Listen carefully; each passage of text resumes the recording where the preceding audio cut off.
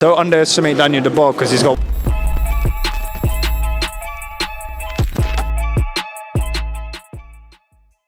This is Jonathan Agger, fifth Pro Boxing fans, joined by Adam Azim, who fights Ohara Davies October 19th at the Copper Box. Adam, it's an interesting one.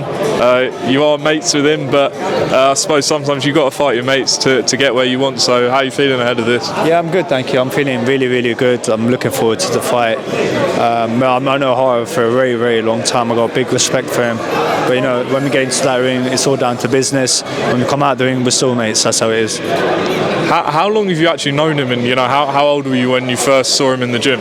I know Ohara for about 10 to 12 years, 13 years. So I think when I met him, I was initially 8 or 9. I used to see him train, I used to see him spar, but we used to be all good. We all had that section of group like Yard, Hara, Bilal Ali,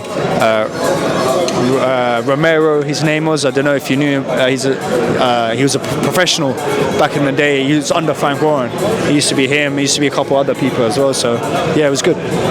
Now, in the press conference, you made a point to sort of shut down what Ohara was saying about Shane and taking digs at Shane. Tell us about why you felt you needed to do that. Look, I got big respect for him. It's just like the fight itself, it sells itself. We don't need to have any talk about anyone. But look, it's his own opinion. I can't stop that.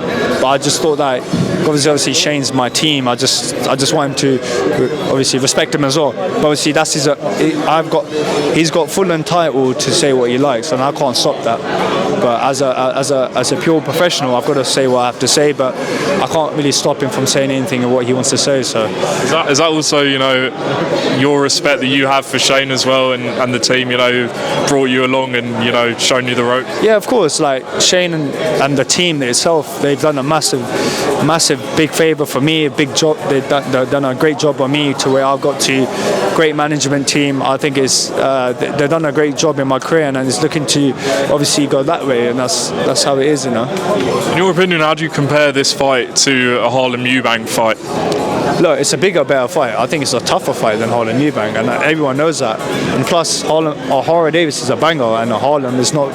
I don't say he's a banger. I don't think he's a big power puncher himself, but Ohara Davies has concussive power punch, and I can say I'm a banger myself as well. But look, we're both going into that ring. We're both going to have a bit of fun. We're both going to show what we can do in the ring. That's it. He wouldn't give a prediction. Are you gonna? I'm not gonna give a prediction. I've got respect for him. Look, my prediction will come in the fight, and that's it. Sorry. A win over Ohara. What does that do for your career? Where does that take you? It elevates me to where I need to get to. You know what I mean? Like to world level. Gets me. Like how you say you're British level. It puts me into another level. That's just build my fight like that. Just like a Harem Eubank fight.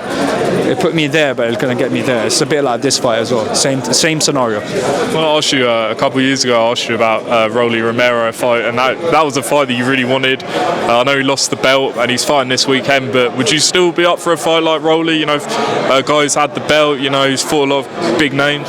Look, if that fight's there for me, and he takes one of the world title belts, I've got to take it off him. So of course I'll take that fight any day. And Keyshawn Davis as well is fighting in a couple of weeks. Do you think that fight happens, or is that one for later down the line between you two? I think that's one for later down the line.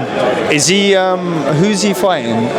Who's he fighting recently? Good question. He's got a tough fight, isn't he? I think I'm pretty sure. Lemos. Which one? Gustavo Lemos. Okay, yeah. I think he's got a good tough fight, but that fight will come down the line.